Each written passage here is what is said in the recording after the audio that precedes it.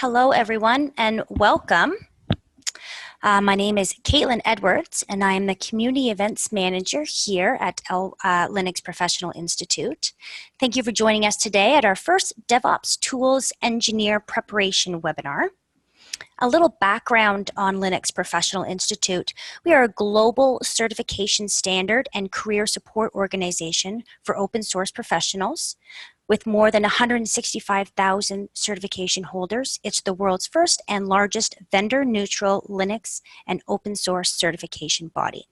LPI has certified professionals in over 180 countries, delivers exams in multiple languages, and has hundreds of training partners. During the webinar, please feel free to write questions you have in the chat box at the bottom of the screen there. We'll also be using the raise your hand indicator as well for a few questions. I'll keep track and will facilitate some Q&A throughout the webinar. And we want to make this webinar as interactive as possible. So just to start a little bit, in a few words, if you could use the chat box, I'm hoping you could write down what you're hoping to get out of today's webinar. The webinar recording and slides will be shared with you after the webinar as well. Today's webinar will be led by one of our certified trainers, Alexei Salkin from Vertical Sysadmin. A little bit about Vertical Sysadmin. It's founded in 2009, is a premier IT company helping both IT novices and experts alike to achieve real learning. Adhering to the idea that studying and learning should be approached with the same precision as software development, VSAs, instructors, and training program designers are able to provide training starting from students' level of understanding and walk them up through the learning curve, virtually eliminating the pains of grasping new concepts and building greater understanding. Our presenter, Alexei, has been a Unix, Linux administrator for 20 years, and he now is a server automation consultant. Lexi, why don't you take it away? Thank you, Caitlin. Welcome, everybody. So I want to start with the definition of DevOps, make sure that we're all on the same page. So there's different definitions of DevOps about different attempts. It's kind of a little amorphous in a way. So I'm just going with Wikipedia. DevOps is a set of software development practices that combine software development, that's the dev part of DevOps, and information technology operations, ops, to shorten the system's development lifecycle. So that means from idea through implementation, development, testing, deployment, production, maintenance, ongoing support, right? And finally, retiring the system in a clean way. All while delivering features, fixes, and updates frequently in close alignment with business objectives. So DevOps came about as a way to break down the barrier between dev and ops, get them working more closely together, better aligned, and delivering more business value faster. So now I would like to do a poll question. How many of you are already involved with DevOps work? How many of you are doing DevOps work now? Please answer using the poll feature at the bottom.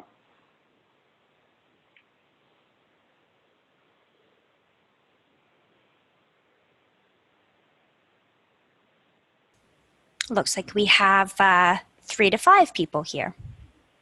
Okay, good. So most of the attendees are looking to get into DevOps, so would like to learn more about it. Okay, perfect. Thank you.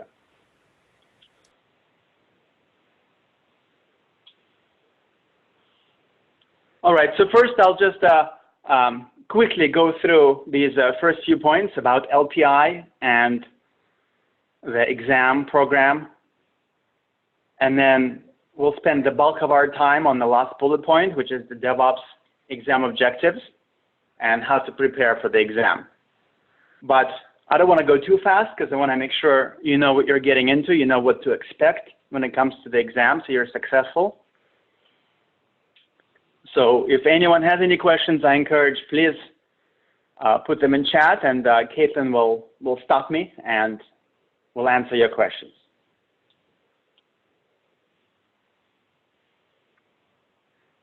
So the obligatory disclaimer: anything I say about exam preparation, exam strategy, etc., those are my opinions.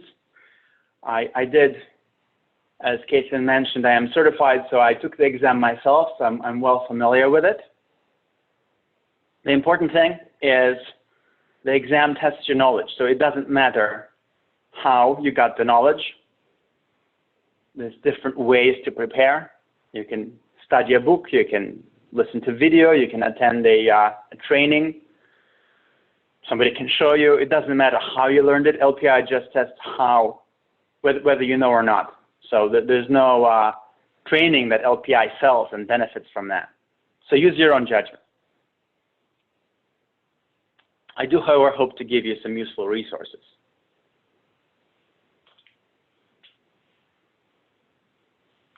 All right, so LPI is a nonprofit organization.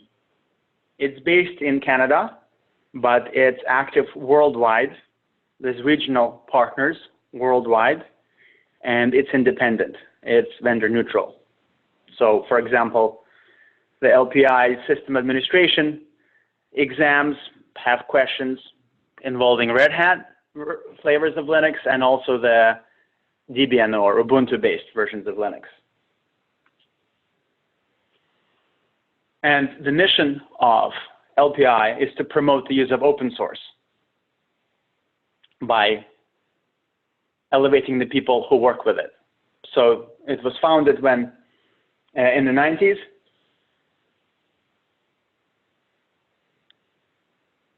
And it's grown considerably since. As you can see, there's hundreds of thousands of certified professionals, hundreds of thousands of exams given. Huge presence.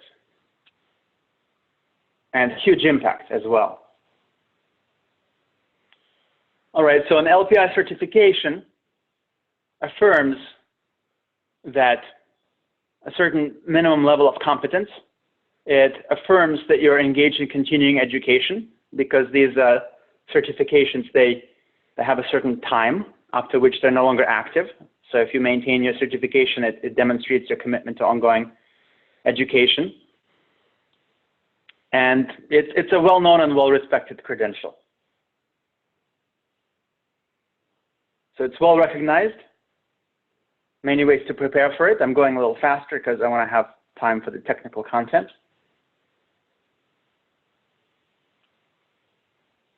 All right, so LPI started with these LPIC certifications. Linux Professional Institute Certified Linux Administrator, that's level 1. Linux Engineer, that's level 2. So in the 1990s, when Linux was just growing and just starting to enter the data center, there was concern about, well, who are we going to have run these systems? How do we know if the person really knows it? And so to forward open source and to forward the use of Linux, Linux Professional Institute created, in collaboration and in consultation with community, created these tests, these exams, and later they were extended, added the LPIC 3, the advanced levels, the enterprise levels. It was extended downwards as well, Linux Essentials, coverage of the basics, the fundamentals. And most recently, at the end of 2017, the DevOps Tools Engineer examination. Now, as you can see here from this roadmap, LPIC 1 is recommended for the DevOps exam. It's not required, but it is recommended. And practically speaking, when you're doing DevOps work, it really helps if you have that foundational knowledge of system administration.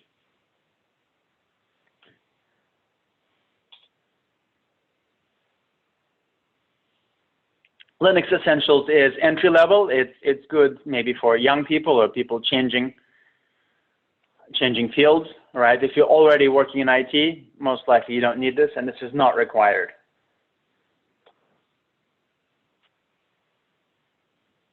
All right, so DevOps Tools Engineer exam.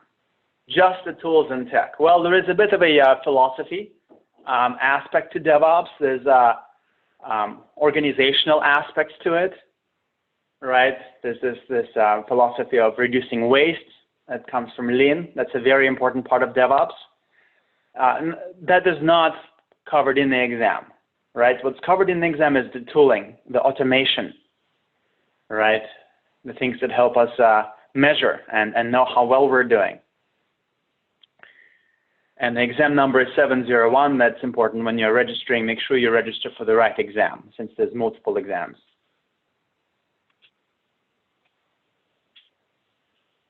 Okay, LPIC 1 is the first level of system administration. There's actually 2 exams. To obtain an LPIC 1 certification, there's 2 exams, 101 and 102. You have to pass them both. All right, then there's LPIC 2. And you do have to have an active LPIC 1 certificate to take LPIC 2. Okay, I'll skip LPIC 3. Now let's talk about preparing for the exam. Okay, so the exam format for the DevOps exam is you'll have 90 minutes to get through 60 questions. The questions are of different types. And make sure you don't confuse them, okay? So make sure you recognize the type of question. It could be multiple choice or fill in the blank. If it's multiple choice, you could have 4 or 5 answers, and you have to choose one, or you have to choose another number. So read the question carefully, it will tell you. It will say pick 1 correct answer, or it will say pick 2 correct answers. So you don't want to mistakenly answer just 1 when you see a correct answer, when actually the question is asking you for 2. Fill in the blank is free text. So this could be the name of a command.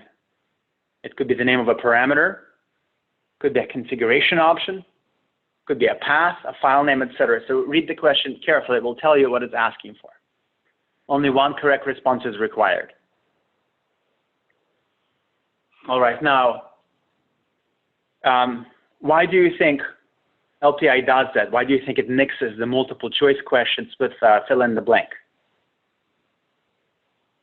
Please put your answer in the chat.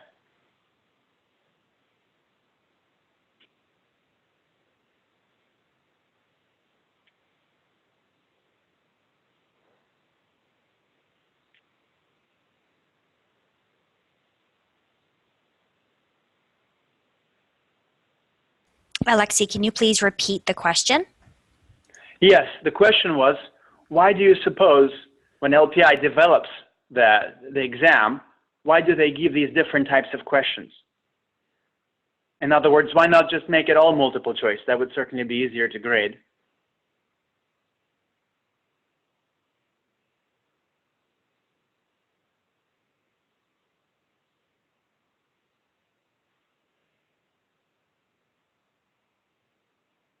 Why do we ask you to fill in the blank? Why do you suppose that might be? We have a Please couple. put your answer in the chat. Yeah, go ahead. We have a couple answers here. That is, a lot of them are saying that's a good question and that they would really like the answer for that. Preventing brain dumps. And because multiple choices can possibly be replied by luck. That's right. That's exactly it. That's exactly it. A lot of work has gone into preparing these exams. Make sure they're fair, and also make sure that they give a good evaluation of the person's knowledge. So you could just get lucky with the multiple choice, but fill in the blank, you have to know it. There's no way around it. So professional psychometricians were consulted in constructing these exams, as well as industry experts. As well as, exam development is open to the community. You can join the LPI exam dev mailing list and you can provide input, because LPI does refresh these exams every few years. For example, the exams with the 5-year active lifespan for the certificate, 3 years in, the new one comes out because the technology keeps changing. So, all right, very good. We'll continue. These are very carefully crafted.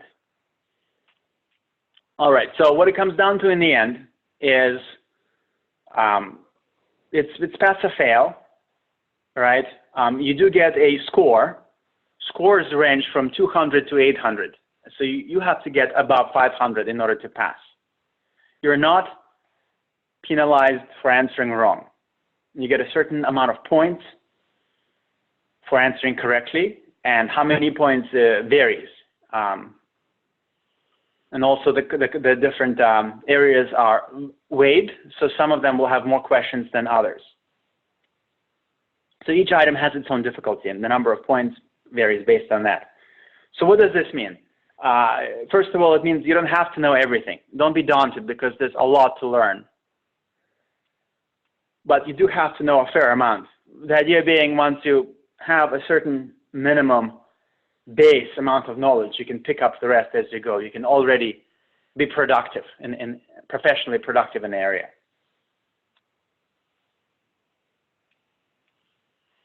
All right, so every exam has published exam objectives that were developed in consultation with community and with industry experts and with LPI's own staff.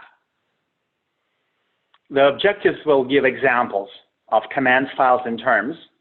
But keep in mind, this is a partial list only. This is not an exhaustive list. And so if you want to get more involved, if you want to see them, there's the link. You can just get it from lpi.org or go to wiki.lpi.org. So I will show you some examples. But before I do, I'll just mention where you can take an LPI exam. LPI travels to different conferences, so they might come to a conference near you. Or you can go to a local Pearson VUE test center and take the exam there, and you'll get your results immediately. That's what I did when I took my exam. Although originally, when I first got acquainted with LPI, it was at Ohio Linux Fest, and I took a paper-based exam. All right, so be well prepared for your exam day. Make sure you've slept well, have appropriate levels of sugar and caffeine in your system. Don't be sick, right? Make sure you're not under the influence of medicine or whatever. If you need special arrangements, secure that in advance. Basically, make sure that you don't have any distractions. You're not going to have your phone in there. It'll be just you and the test. Make sure you're ready to go in, because once you leave, the exam is over. So you go in, you take the test, you're done. Bring your photo ID with you, your LPI ID number, which if you don't have one, you can get for free on the website. During the exam, read the questions carefully. There are no trick questions, but you do have to know to succeed. All right, there's different ways to approach it. One possible strategy is first pass to answer everything you can quickly. Don't get hung up on anything. Second pass to focus on the rest, and then do a control pass to verify. That's the kind of the official recommendation. It seems like a pretty practical approach, but again, do what works best for you. You're encouraged to answer every question. If you're not sure, still go ahead and answer it. You're not penalized for incorrect answers. Alexei, I have a quick question here for you. How many attempts can one make for an exam? And what's the time? Oh, that's a great question. Okay, good. Yeah, we'll get to that. We'll get to that. That's actually coming up. Let me check. I think it's nearly the next slide. Okay. So yeah, that's not it. 4 weeks for paper exams. You get a certificate.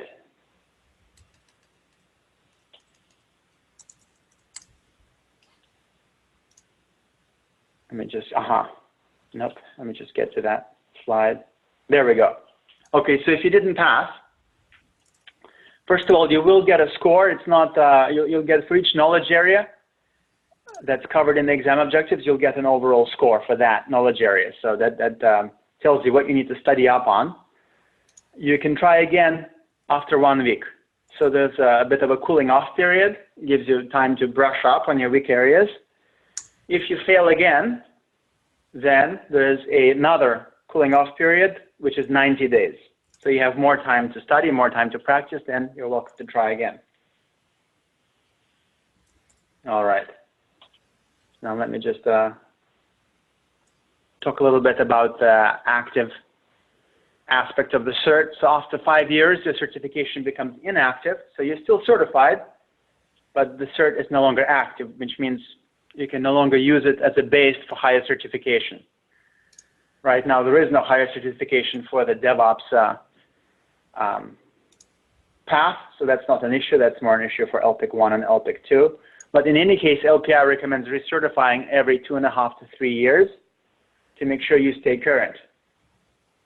So for example, the LPI DevOps exam objectives, they were published a year and a half ago, and looking at them now, I can already see how the technology landscape is changing, and I can see that it's good that the LPI has a refresh cycle on these things.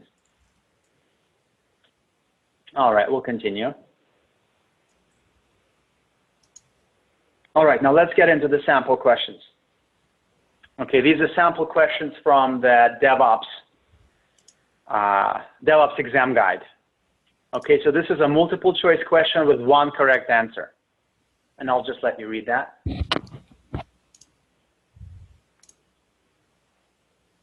Let me know when you're done.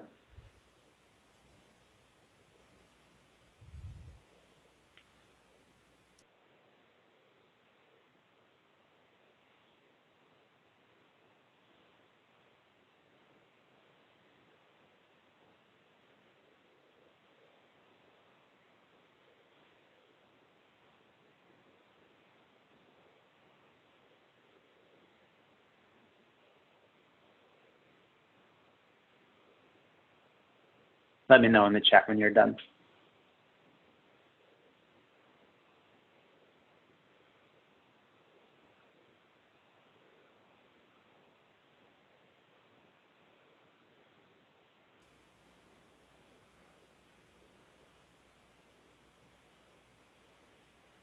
I think we can move forward now.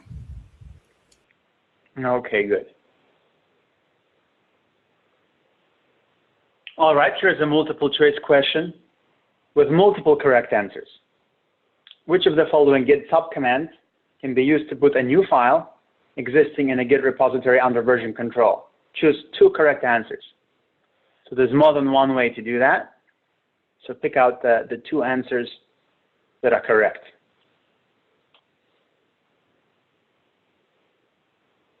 Okay, here's a fill-in-the-blank question asking for a file name. By default, which file in a build context is read by Docker build to get the information about the steps required to create a new container image? Specify the file name only, without any path. Now, why do you suppose it says file name only, without any path? Why without any path?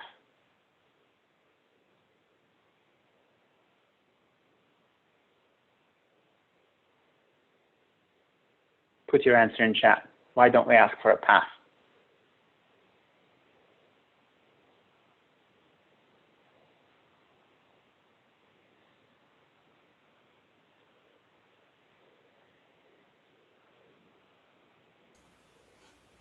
We have an answer path, file path differs based on platform. Exactly. Thank you very much. File path differs based on platform. Good. Here's an example of a fill-in-the-blank question asking for a command. Which command included in Kubernetes is the main tool that is used to deploy and manage applications on the Kubernetes cluster? And again, specify only the command without any path or parameters.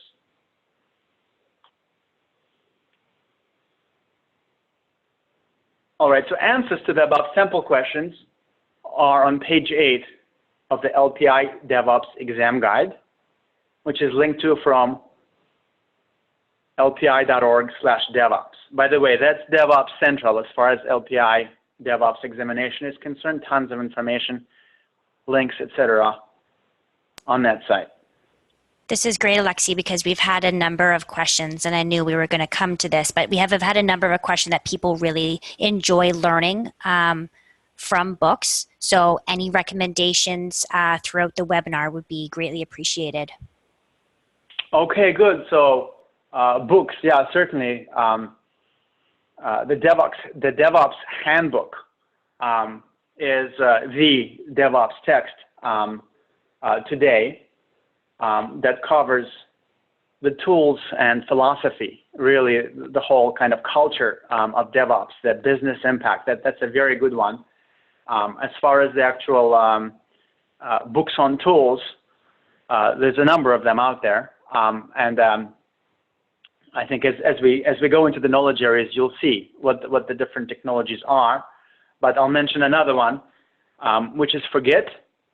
ProGit is available for free online, and it's linked to from the Git project. So that's also a very good one for learning Git.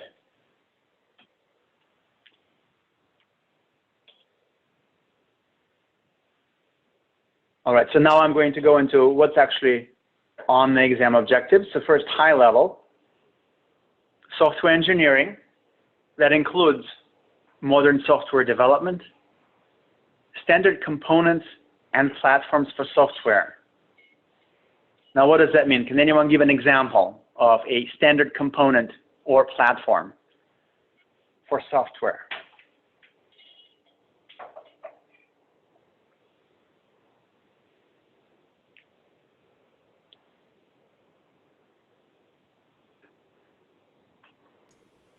We have operating system. Operating system, that's right. You've got to run your application on somewhere. Database, that's a standard component, a library. Good. Source code management, as well as continuous integration and continuous delivery. And examples of tools are Git and Jenkins. Container management. That includes container usage, container deployment, container orchestration, and container infrastructure. Tools covered include Docker, Docker Swarm, and Kubernetes. Machine deployment. So that covers virtual machine deployment, cloud deployment, and system image creation. Tools include Vagrant, Cloud Init, and Packer.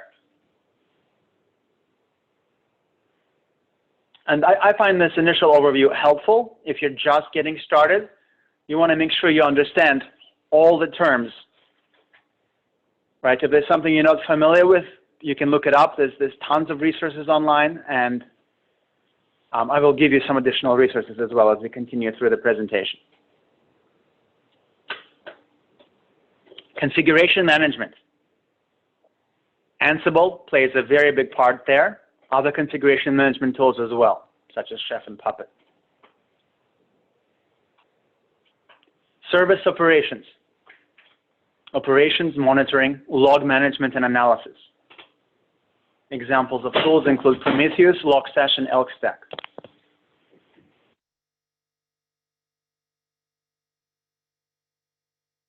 All right, we'll continue.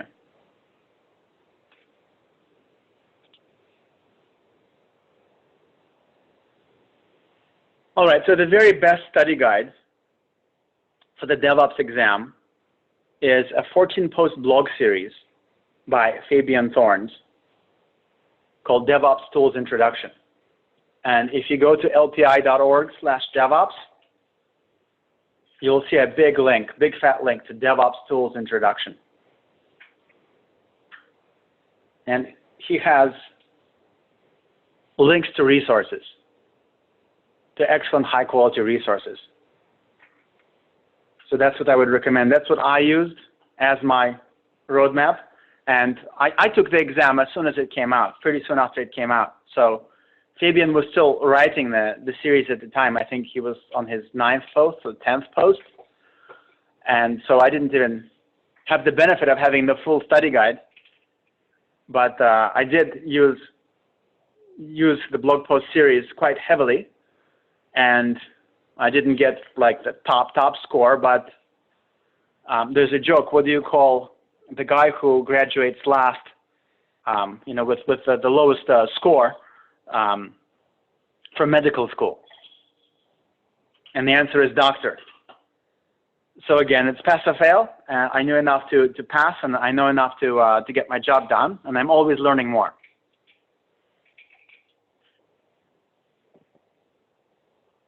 All right, so now I'm going to go in detail into the exam objectives. All right, and the exam objectives are published online. Take your own time to study them. As you start reading Fabian's blog post series, you will see he recommends even going as far as printing it out and having different color highlighters and so on, and really getting familiar with it.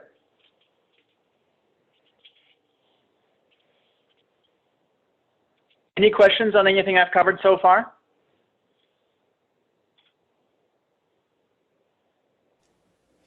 You've answered a lot of them that have come in, which is great. But yes, of course, if anyone has questions, the chat room is the best place to put them there. Okay, thank you, Caitlin. All right, so again, when you're registering for the exam, make sure you register for the right exam. It's exam 701. The exam code is 701-100. There's only one 701 exam, and we're at version 1.0. And if you're interested in contributing to the revision of the exam objectives, get involved. LPI Exam Dev is the name of the mailing list. All right, so there's going to be multiple objectives. Each objective has a weight, the relative importance. So if the weight is higher, that means there's going to be more questions.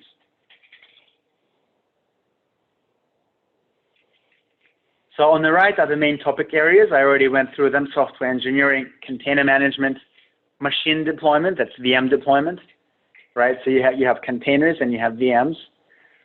You have configuration management, and you have operations. So in other words, this is your software development lifecycle. You build it, right? You deploy it, you operate it. All right, so each of those knowledge areas breaks down into sub-knowledge areas. So for example, software engineering breaks down into modern software development, standard components and platforms, source code management, continuous integration, and continuous delivery. Of those, you can see that modern software development has a higher weight. Standard components and platforms has a lower weight. So if you're pressed for time, you can zero in on the areas with a higher weight. Or if you just want to learn the whole thing, you want to learn the lay of the land and be fully professional, right? This gives you a roadmap, coupled with Fabian's blog post that has links to learning resources. You can pick up quite a lot quickly and have a very broad knowledge base, which comes in helpful when it comes time to handle things, to troubleshoot issues. It's really helpful to have that broad knowledge base. So one thing you might notice, just quickly scanning down the weights, as one area in particular stands out, that's Ansible. Ansible has the highest weight. Second highest weight is container usage, right? So launching containers with Docker and configuring the VMs that those containers will run on with Ansible. Those are things you should start on. All right, so now I'm going to look with you at the software engineering exam objectives. All right, we'll just zero in on that. So modern software development. You should be able to design software solutions suitable for modern runtime environments. What does that mean? What do we mean by modern runtime environments?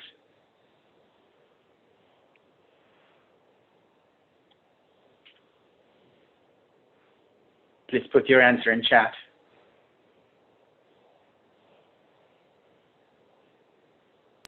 Can you repeat the question one more time? Yes. What are some examples of modern runtime environments?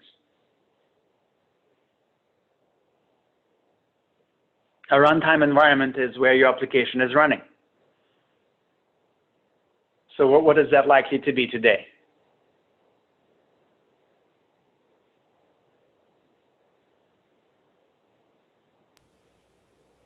Any guesses from anyone? Put your answer in chat. Runtime environments that are not outdated. So they are basically industry standard now. That's right. That's right. And the industry is moving towards cloud.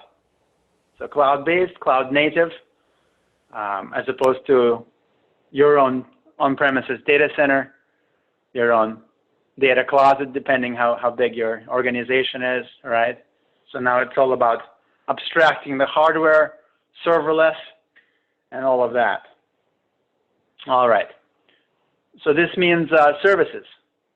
So you should understand how services handle data persistence, sessions, status information, transactions, concurrency, and so on and so forth. I won't read the whole slide, but you should also understand what is agile and how agile relates to DevOps. So overall, there's far too much information for me to, I won't try to teach you all of this in the course of this webinar. The purpose of this webinar is to prepare you for the exam, really to prepare you for preparing for the exam so that you know what is on the exam, so you know what to study, and so that you know what to expect. So there's no surprises like, oh, I didn't know this would be on the test. Okay, so now let's look at modern software development in more detail. What does it cover? Right, so it covers service-based applications. So you have REST API, you have JSON for data transfer, right? Data storage. What does it mean to design software to run in containers? Why do we want to do that? What are the advantages of that? Right? Why use the cloud? What is the cloud? What are the risks involved in migrating monolithic legacy software to modern services-based software, right? And then what are some common application security risks and ways to mitigate them? So there's an overlap here with InfoSec, right? What is Agile? What is DevOps? And here's a partial list of the use files, terms, and utilities. Don't get discouraged. I know that there's a lot here, but this is a key part of modern IT. So it's worth the time to study up on it, to understand it. And Fabian's blog post series has links to learn about all of these.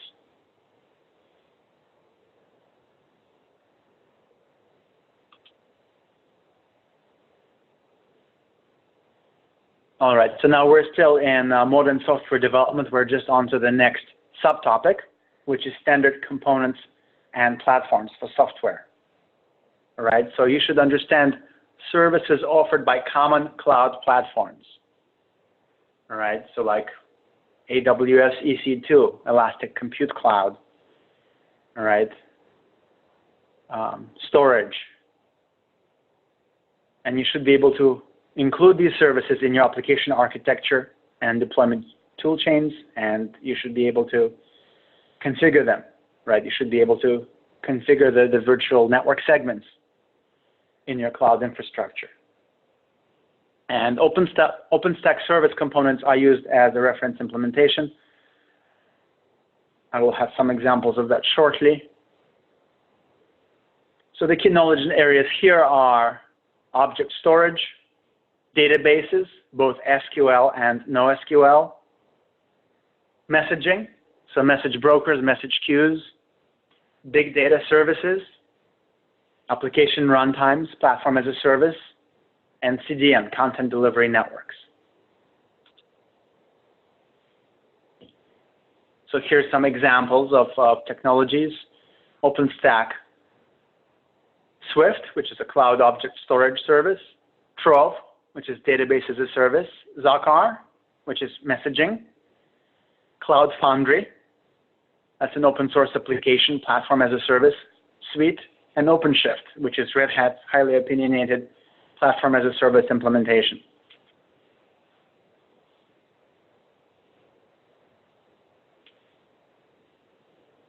And don't get discouraged if like there's, I know there's a lot on this list, but if you know one of these, the concepts translate quite easily to the others. So don't, in other words, don't think you have to learn it all. Don't despair. Okay, so source code management is the next subtopic. You should be able to use Git to handle source code, to collaborate on source code. And that's where I mentioned the Pro Git book is a very good one. Right? You should be able to merge files, and you should know how to resolve merge conflicts. That does come up.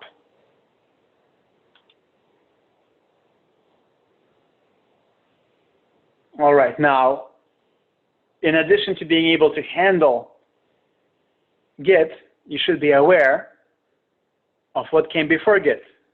Subversion, CVS.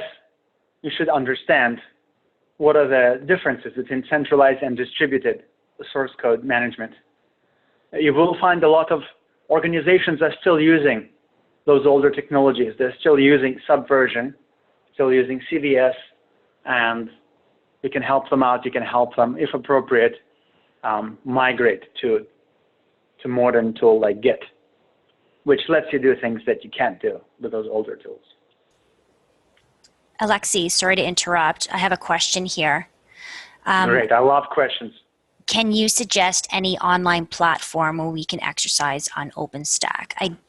This particular person doesn't have an OpenStack installation at work, and they're not sure if they can fit it on their laptop. Wow, yeah, that's a great question. No, I'm not aware of that. I think you have to bring one up. I would think that you can do that. You should be able to do that in the cloud. You should be able to do that in the cloud. So I might take that as a follow-up question. If you want to email me, I can get back to you on that. But I think that if you bring up some VMs in the cloud, you should be able to install OpenStack.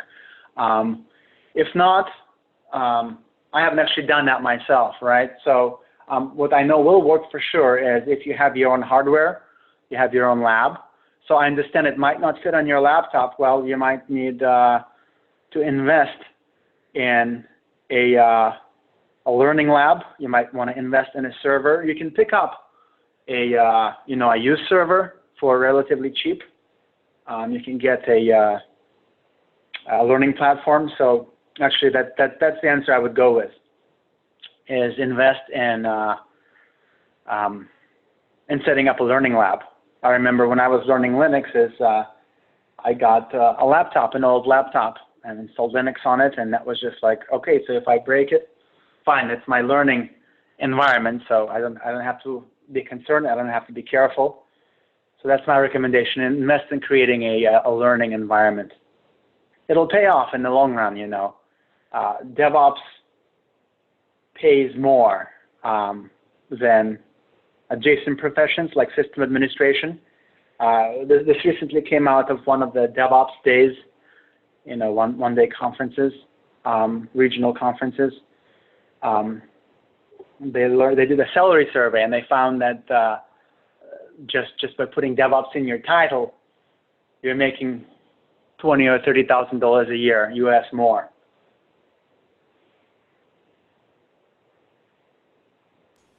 All right, I'll continue. A couple more questions, if you don't mind. Great, I love questions. Is GitLab something like SVN? Or is GitLab something like SVN? Okay, so GitLab is Git plus some bells and whistles. All right, so Git is distributed version control, and GitLab is a web application that gives you a web front end to Git, right? So you still have your projects, and you have them in a repository, right? But you can do things like there's a ticket system. issues, right? There's a wiki, and all of that is built in, smoothly integrated with CI/CD. And there's actually several solutions like that, quite a few. There's GitLab, there's GitHub, SourceHub. There's a lot. What else, Caitlin? That's great, and thank you to all the attendees too that are answering in the chat. That's great because they're all we're all saying the same thing here. What specs do I need to set up a lab? Okay, so just look on the project website. Once you get into the OpenStack documentation, it will tell you what the minimum requirements are in terms of CPU memory and so on. Perfect. We're good from here. Okay, excellent. Thank you. Really appreciate people's participation. Okay, so here's the list of technology. We'll continue. Okay, so now we're talking CI/CD. CI/CD is a very important enabling technology for DevOps. All right, it is its own area. It predates DevOps. But, okay, I won't get into it. I actually teach a whole class on CI/CD, so somebody stopped me. So you should understand what CI/CD is, how it works. You should be able to implement a CI/CD pipeline with Jenkins. And let's go on to the key knowledge areas. I'm sorry I had to use smaller fonts for this slide just because there's so many knowledge areas. But basically, you should be able to implement a CI/CD pipeline. You should be familiar with Jenkins architecture. Now, Jenkins is not the only tool for CI/CD, but it is the most popular one. And that's actually part of how exam development works, is like, well, how do we decide what do we put on the exam when if there's like 20 different CI/CD tools? Right? So the way that question is answered is we look at the market share, we look at the popularity. Right? We're not going to ask you to learn something obscure. So it's very, very sane the way the exam objectives are put together and what's on the exams. All right, and then some advanced features such as artifacts, artifact repositories. Alexei, someone works with Bamboo. Yeah. Would that be similar? Yes. Yes, for sure. Yeah. But the thing is, when you sit the exam, there are going to be Jenkins questions on it. So you might work with another tool, and you might, I think that you would be able to learn Jenkins very quickly if you already have experience with CI/CD. So to pass the exam, you have to get over 500 points. You know, there's over 200. From 200 to 800, you have to score about 500. So I won't tell you what you have to learn because that's individual. What you should do is you should go through these knowledge areas. You should, first of all, you should go through the exam guide from the LPI website. There's a self-assessment there.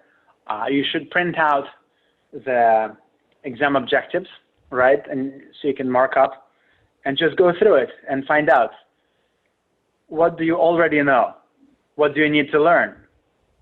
And then what is your objective? You know, are you trying to increase your qualifications so you can do a better job in your current work? Are you trying to break into DevOps, right? And then you know how much you want to study. Do you want to study just enough to pass the exam, or do you want to study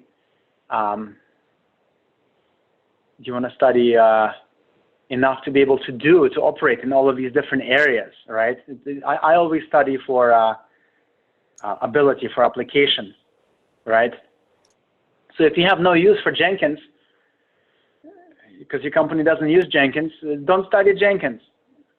If you focus on containers and configuration management of VMs, Ansible, you know, you understand your basics with Git, that may just be enough for you to pass the exam. All right, and then other things. I'll continue with these key knowledge areas. Yes, Kason? Are you able to define which Jenkins pipeline, declarative or scripted, with Groovy? Yeah. Both, really. Both. Okay, great. So that's a typo. That should be DSL. Jenkins DSL, declarative pipeline. Perfect. All of that. And is there any question about Travis within no, Travis CI, that's another popular tool, right? Well, actually, I shouldn't say no, because this technology list is not exhaustive, right? And so basically what you can expect is, to the extent that a tool is widely used, it may appear on the exam, right? I think if you understand the basic concepts of CI/CD and can set up CI/CD, here's what I would say. You should be able to set up a CI/CD pipeline using any tool. Really, you should understand the fundamentals well enough that you can set it up using any tool, because then it's a much smaller step to learn a second or third CI/CD tool compared to just getting the basic concepts down. There's a lot of questions. There's a whole question bank, right, from which questions are drawn when you actually come to sit the test. So when you come to retake the test, if you come to retake the test, don't be surprised if you get different questions, all right? So whether questions about Travis will be on the exam, it's not explicitly listed in the exam objectives. But understanding CI/CD is. So I hope that answered your question. Thanks, Alexei. Okay, wonderful. All right, so now we'll continue. Now we're getting into container management. So container management, this is the second, container usage is the second highest weight after Ansible, right? So you should be able to build a Docker container image, right? You should be able to share it with others, and you should be able to operate Docker containers. You should be able to launch them, run them, get them to be able to talk to each other, right? So you should be able to create Docker files. You should be able to use a Docker registry, right? And you should be able to handle the container infrastructure, such as networks and storage volumes.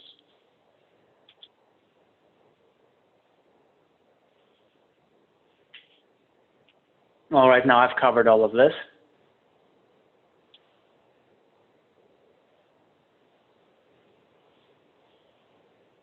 All right, and there's a link from Fabian's blog post series to container training, an online self-paced training, really high quality material. I credit passing the LPI exam to just making friends with that training and spending lots of time and going through it and following along all the examples. Every single one, bringing up the containers, bringing up the networks, attaching storage, removing storage, all of this stuff. It was well worth the time.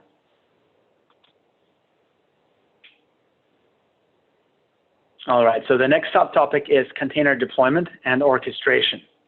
All right, so now we're talking about multiple containers, container orchestration, and this covers Docker Compose, Docker Swarm. All right, so you should be able to bring up a service that requires, let's say, 5 containers, and Kubernetes. And Kubernetes has only gotten bigger since the exam objectives were issued, more popular, very, very active area for development. So you should be able to, you should understand Kubernetes fundamentals, such as definitions of a deployment, a service, a replica set, and a pod.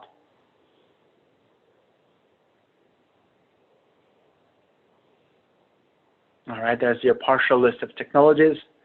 And by the way, that last one, that's pronounced kubectl. Very cute pronunciation, kubectl. All right, container infrastructure. So what does that mean? That means where are you running these containers?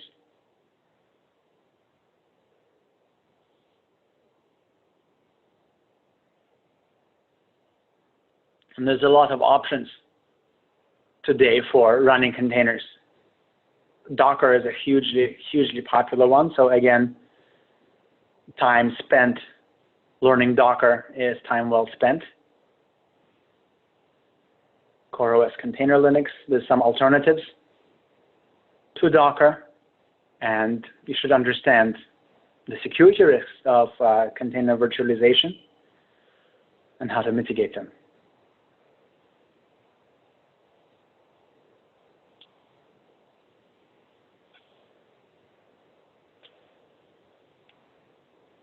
All right, machine deployment. And by machine deployment today, we mean virtual machine. All right, this is modern. All right, so you should be able to automate the deployment of a virtual machine with an operating system and a specific set of configuration files and software. So in other words, you spin up the VM and you configure it. All right, so you've got Vagrant, the different provisioners for Vagrant, such as File, Shell, Ansible, and Docker. And you should understand multi-machine setup, like how do you spin up 5 VMs at once, and how do you make it so that they can talk to each other, all right? Vagrant file syntax.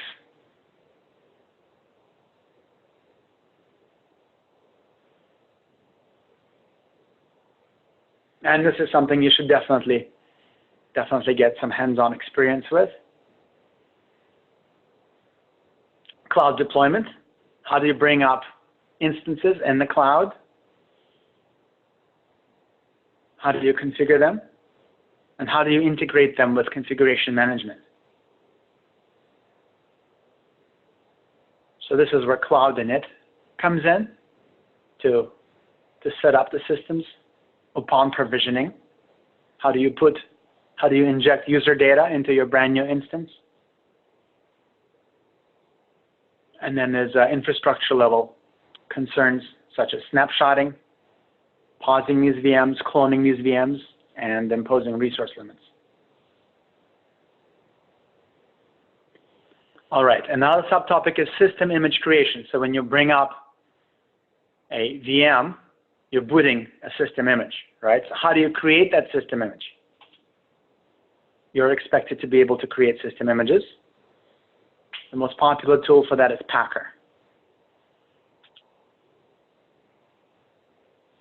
And I just want to say, when I say the most popular tool is Packer, this is not LPI's opinion, right? Like an actual survey was done, and the exam objectives were constructed based on survey results. It's what you said to LPI, right? That's what went into constructing the exam. And also when the exam gets refreshed, it'll be the same cycle of getting community input, community feedback.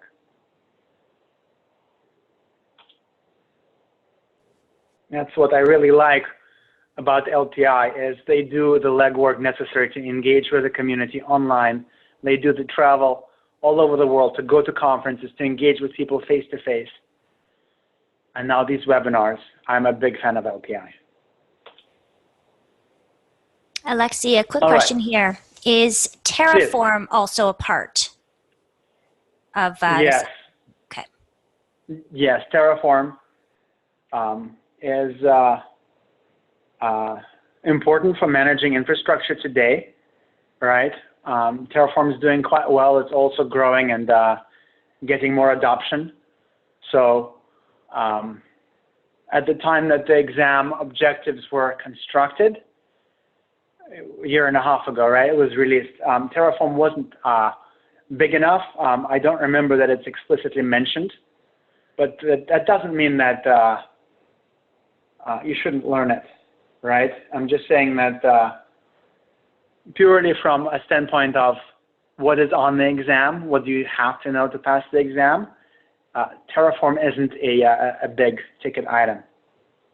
The big ticket items are the ones that basically I'm going over. Ansible and, well, we'll get to it, Chef and Puppet.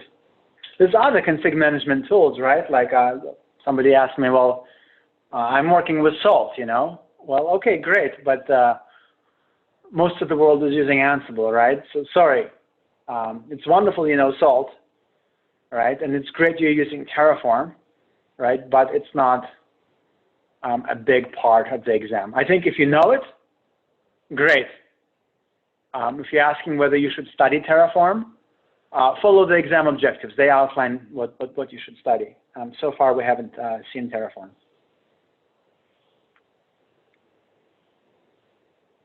All right, so Ansible. Use Ansible to ensure a target server is in a specific state regarding its configuration and installed software. This is another slide where I had to reduce the font. There's a lot covered. There's a lot you can do with Ansible. If you know your basics of Ansible syntax, of how to run Ansible, that will take you a long way. And then for bonus points, there's advanced usage, such as secrets and templating and so on.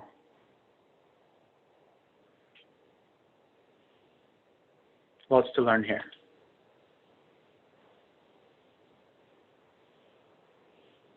You should definitely understand the basics of like playbook structure, roles, all right, how to run a playbook.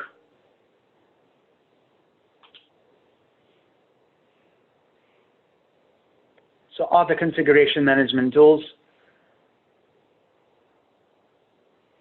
Candidates should understand the main features and principles of important configuration management tools other than Ansible.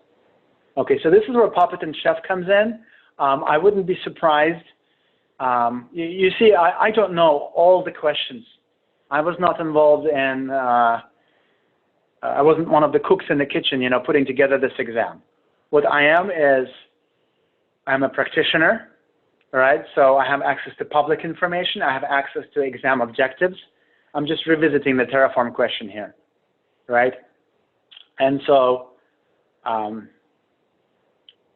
don't know how many questions there are in total, right? In the total question bank, right? So there may be a Terraform question in there, right? There may be a Salt question in there, right? But I wouldn't expect it to be heavily represented. So I would focus my study on Ansible, and then I would focus on Puppet and Chef, and then, and only then, would I add other things like Terraform and CF Engine or Salt and so on. So I hope that was a comprehensive answer. Okay, so here's technology list, a partial list, not an exhaustive list. All right, so now we're into the last knowledge area, which is service operations.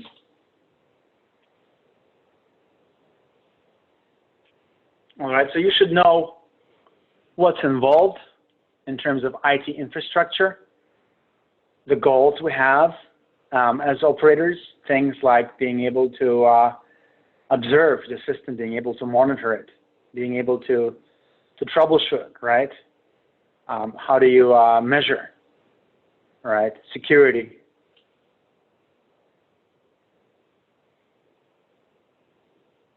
So here we have non-functional properties such as availability, latency, responsiveness. How do you measure these things? All right, and then tools. Prometheus, Grafana, right, the security aspects. Okay, so here's our technology list. This is, by the way, where you have things like load balancers, DNS load balancing versus network devices that do load balancing, right? Security updates. How do you integrate that with everything else you're doing, right? Firewalls, all of that applies to security. Different channels of attack, different types of attack, denial of service attacks, targeted attacks, etc. So this is all about, okay, so you've developed your service, you've architected it, you've launched it, now what? How do you keep the service healthy? How do you update your infrastructure? Let's say a new version of Docker has come out, right? How do you deploy that with zero downtime for your users? All right, so log management and analysis specifically. You should understand the role of log files in operations and in troubleshooting. And you should be able to set up a centralized logging infrastructure.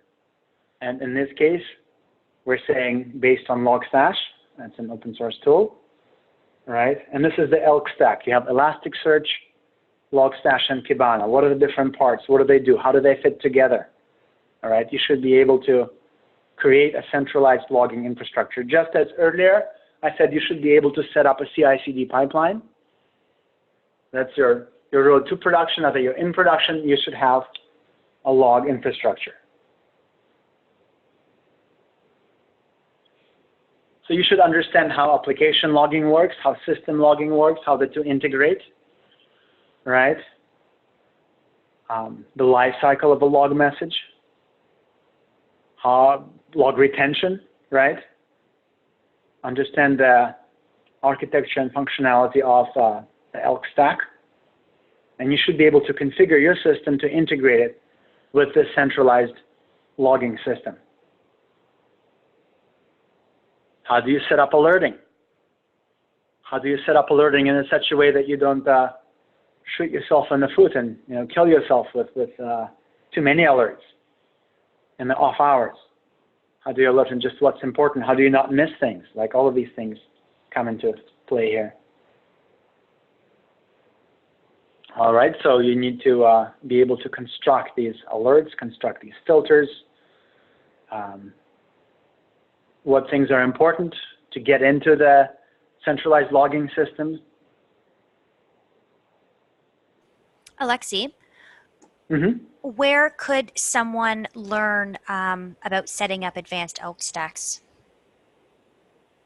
Okay, good. So actually, I want to take a minute here, and I want to actually demonstrate the usefulness of the study guide and how I would use it. I'm going to use it to answer this question.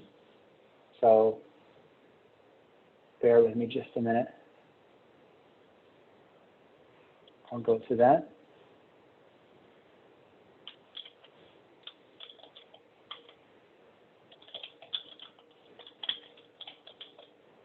So I'm going to lpi.org/DevOps.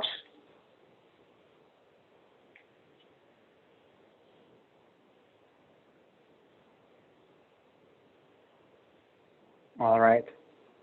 Scroll down a bit. And the very first big link here is the DevOps Tools Introduction.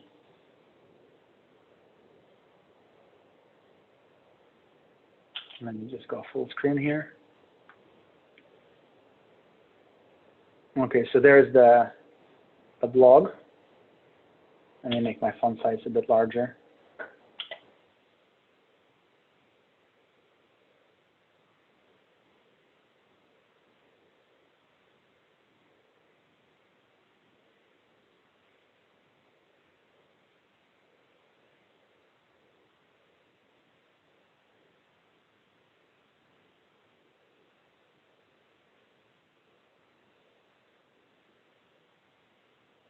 All right, so as you can see, there's links to resources.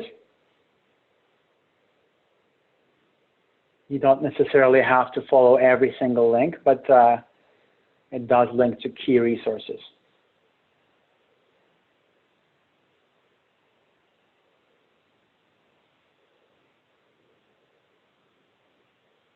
So I'm going to just go through all of these to get to the last one, because that's where we talk about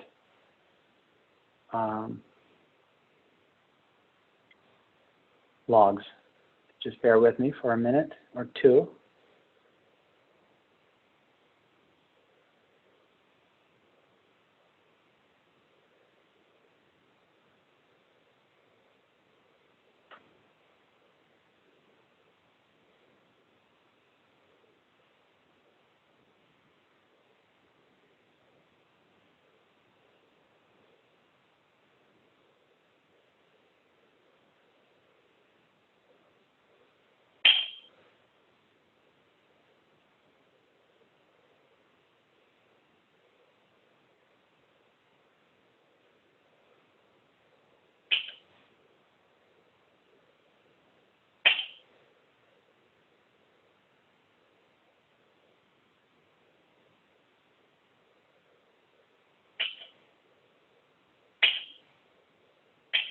We're more than halfway there.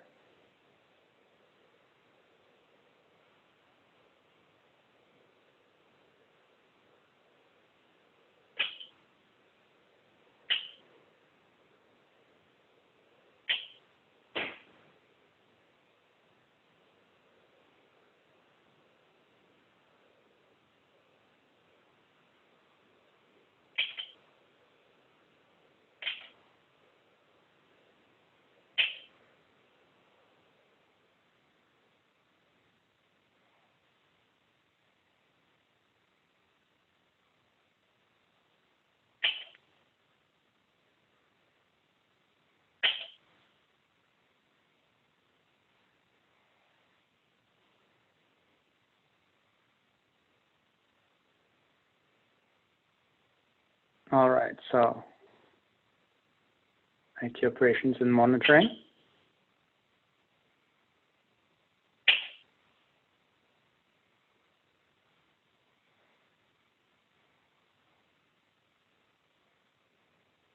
Okay, here we go, log management and analysis.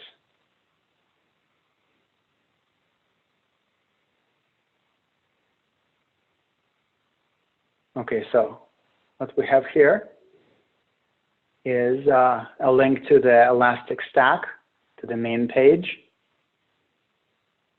Logstash documentation, and specifically we call out the introduction and getting started for Logstash, as well as how Logstash works. So all kind of basic foundational knowledge, right? Let's see what else we have here. Okay, then we have the Configure Logstash Guide.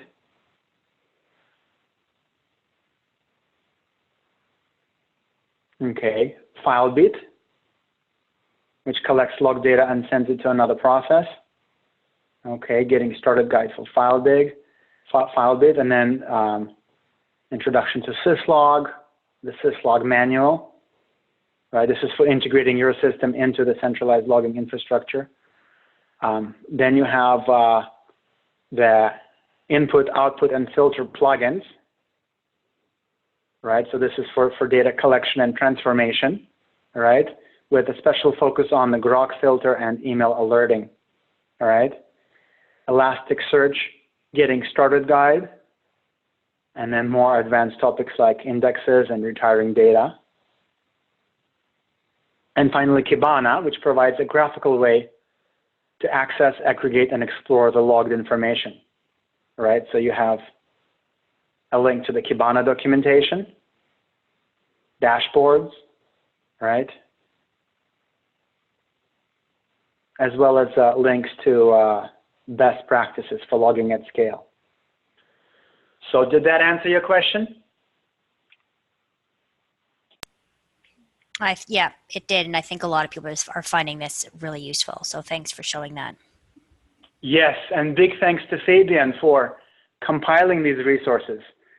Fabian is a staff member at LPI, and he is responsible for certification development. And this is a wonderful resource. As you can see, basically every single one of his blog posts is just full of these links. And it's not just, okay, so you need Kibana, fine, here's a link to the Kibana main page. No, he gives you getting started guide, you read this chapter, read that chapter, so it's curated, you know. Very, very useful, wonderful resource. I can't recommend it highly enough.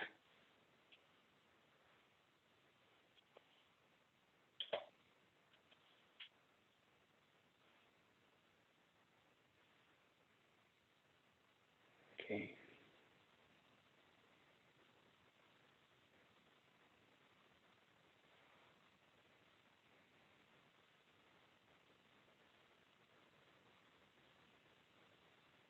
Okay, well, I'm not going to wrestle with my presentation because actually I got to the end. I got to the end of my content. So at this point, I will ask if there's any other questions. Yeah, we do have lots of time for questions.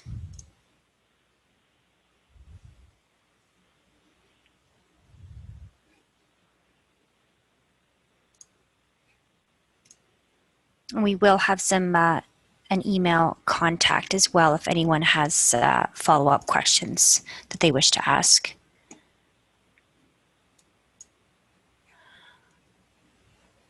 Well, Alexi, why don't we do a poll? Why don't we do the last poll? Oh, hold on. We may have a question here. Any specific versions of syslog to study? No. Syslog hasn't, you mean like our syslog versus... Yeah, it's quite standard, but there is also syslog NG. Yeah, yeah. I think that the exam objectives just say syslog, and Fabian links to the syslog.conf main page. So I would say just start with syslog. You should know syslog. There are other versions available. It doesn't hurt you to know them, but the exam objectives specifically don't specifically call it out. So again, it's one of those things like the more you know, the better. But I don't think you're expected to know. Okay. We do have a couple questions here too. So, for example, how long does a preparation need if I'm a DevOps knob kind of to start, and if there are any books that people need to read on specific topic areas? But I think a lot of that depends on just looking over the objectives, as you have said throughout the webinar. Yeah, go through the objectives. Go through the objectives. Really take the time to get familiar with the objectives, so you know what's covered. Go through the blog post series, and as far as how much time you need, there's a lot of ground that's covered, really a lot of ground. So I would give yourself adequate time. You know, it depends. People learn at a different speed, right? So just give yourself enough time, and make sure you give yourself enough hands-on experience, because you'll learn better, right? Actually play around with this stuff and set up your own infrastructure and set up your own centralized logging and set up a CI/CD pipeline, right? Really get to know this stuff and get to know it. You'll see how it works. You'll see how it breaks. You'll see how to work with it. Just get comfortable with it, get familiar with it. It'll serve you in good stead, not only for the exam, but professionally. And based on your experience, do you recommend doing the LPIC one first? Oh, that's a good question. For somebody who is entering the profession, I would say yes. I would say yes, because when the stuff breaks, when it doesn't, work straight out of the box, when things go off the rails, when you have that system administration skill set, you're not lost. You can sort it out. It makes you much more valuable. And when you're there with others who just know, they just learned this, latest and greatest hot DevOps tool, but they don't have the foundational knowledge. They'll be adrift, right? And you'll be able to get things going again. So I do recommend investing in. But I'm biased. I have a background in system administration. So I'm used to being able to come in and people just like, I got this error message, I don't know what to do, right? And I can get things going again. And I just love being able to unblock things like that. So I think that's a very effective, very workable approach, and that's what LPI recommends as well in terms of it's recommended as the before you go to DevOps tools engineer. So you don't have to have it, but yes, I personally do recommend it. That's great. Well, those are the questions that we have. I'm going to put up that last poll at the moment. More or less the results of. Oh, you can keep your screen up there, Alexi. Okay. And I can add this poll to the screen. Great. So please let me know. There we go. So please vote there. So as of today's webinar, how confident are you now on how to prepare for the LPI exam? Like I know that we have definitely gone over a lot of material, and there is a lot of material to know, which could be a little daunting for people, but I think Alexi has given some resources.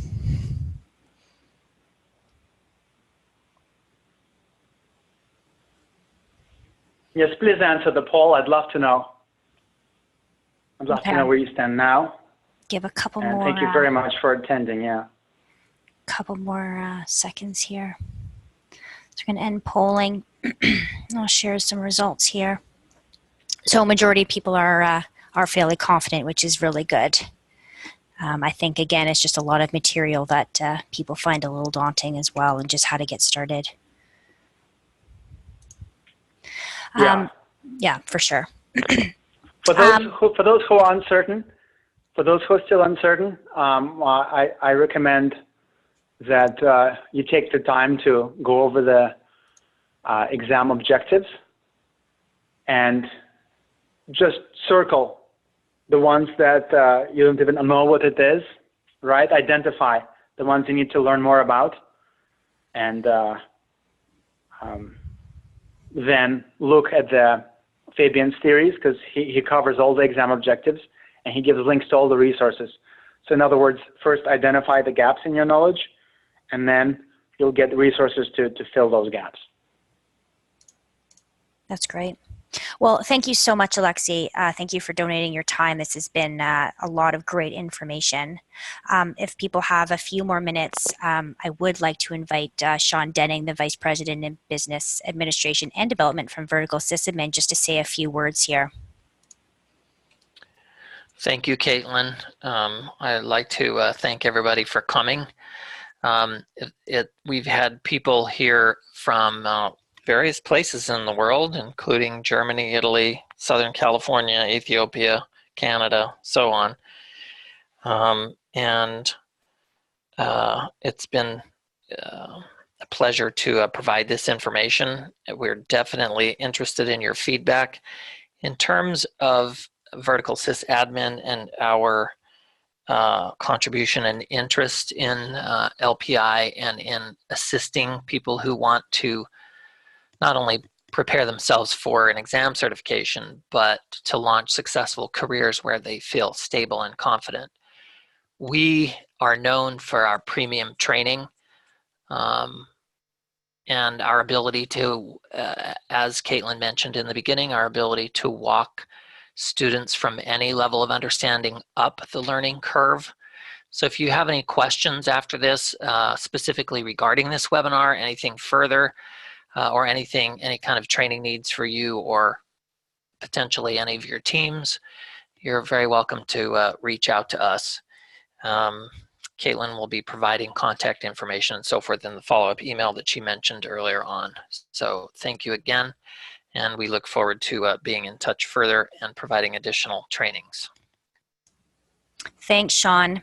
That's all the time we have for today, everyone. Thank you so much for joining us.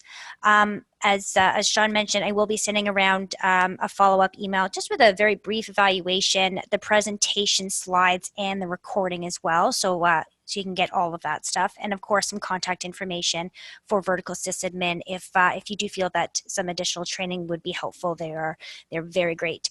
So thank you all, and have a wonderful rest of your day, and we hope to see you at the next one. Cheers all.